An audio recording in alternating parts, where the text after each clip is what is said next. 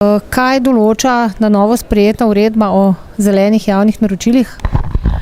Uredba določa okoljske kriterije za 11 skupin izdelkov in pa storitev, pri čemer določa tako minimalne okoljske standarde, ki jih bojo morali javni naročniki vključevati v razpise, kot tudi način, kako se preverja, ali blago, storitev oziroma ponudnik izpolnjuje te okoljske standarde. Ena od ključnih prilog uredbe o zelenem javnem naročanju je uredba za gradnje, ki med drugim določa, da morajo biti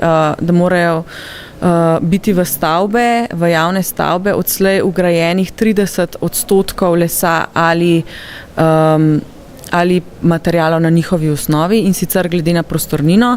Druga priloga, ki je prav tako ključna, je pa priloga, ki ureja vozila in s katero v naš pravni red prenašamo tudi evropsko direktivo. Na podlagi te priloge bomo namreč pri nakupu upoštevali tudi stroške, ki jih povzročajo emisije vozil in pa tudi energetska učinkovitost vozil.